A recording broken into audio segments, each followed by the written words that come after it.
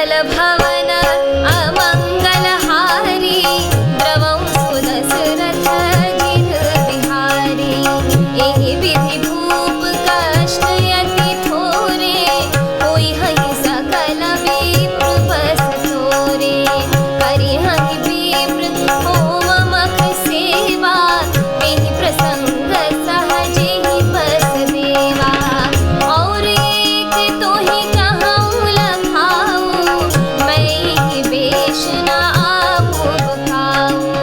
तुम्हरे उपरोहित कहूँ राया हरियाणव मैं करी निज माया। तप बल तिहि करी आप समाना रखी हूँ यहाँ बरस परवाना।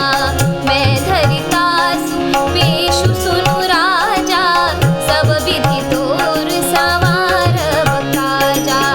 गए निसि बहुत शयन अब कीजे मोहि तोहि भूप भेंट दिन तीजे। मैं तप बल तोहि तुरग समेता पहुँचै हूँ सोवत ही निकेता। मंगल भवन अमंगल हारी द्रवं सुदशरथ जिन बिहारी। मैं आऊब सोई बेशु धरी पहिचाने हूँ तब मोही। जब एकांत बुलाए सब कथा सुनावो तोही। मंगल भवन अमंगल हारी द्रवं सुदशरथ जिन बिहारी।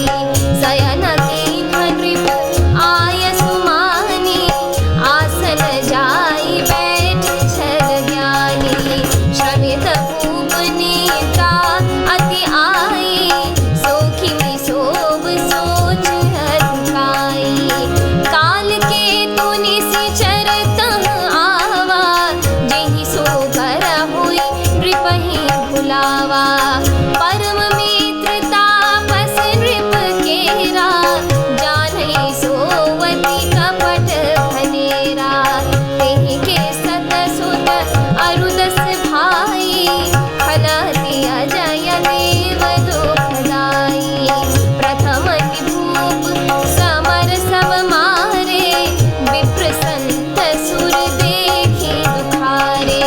तेहि खल पाछिल पयरु संभारा तापस नृप मिली मंत्र विचारा। जेहि रिपु छय सोई रचनी उपाऊ भावे बसन जान कछुराऊ। मंगल भवन अमंगल हारी द्रवं सुदशरथ जिन बिहारी। रिपु तेजसी अकेल अपी लघु करि गनियन ताहू। अजहु देत दुख रवि शशिनी सिर अवशेषित राहु। मंगल भवन अमंगल हारी द्रवं सुदशरथ जिन बिहारी।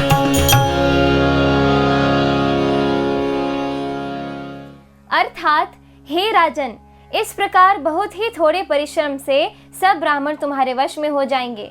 ब्राह्मण हवन यज्ञ और सेवा पूजा करेंगे तो उस प्रसंग यानी संबंध से देवता भी सहज ही वश में हो जाएंगे। मैं एक और पहचान तुमको बताए देता हूँ कि मैं इस रूप में कभी न आऊँगा। हे राजन, मैं अपनी माया से तुम्हारे पुरोहित को हर लाऊंगा। तप के बल से उसे अपने समान बनाकर 1 वर्ष तक यहाँ रखूंगा। और हे राजन सुनो, मैं उसका रूप बनाकर सब प्रकार से तुम्हारा काम सिद्ध करूंगा। हे राजन, रात बहुत बीत गई, अब सो जाओ। आज से तीसरे दिन मुझसे तुम्हारी भेंट होगी। तप के बल से मैं घोड़े सहित तुमको सोते ही में घर पहुंचा दूंगा।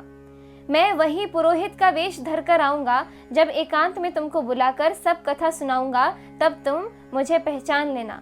राजा ने आज्ञा मानकर शयन किया और वह कपट ज्ञानी आसन पर जा बैठा। राजा थका था, उसे खूब गहरी नींद आ गई, पर वह कपटी कैसे सोता, उसे तो बहुत चिंता ही हो रही थी। उसी समय वहां काल केतु राक्षस आया, जिसने सुअर बनकर राजा को भटकाया था। वह तपस्वी राजा का बड़ा मित्र था और खूब छल प्रपंच जानता था।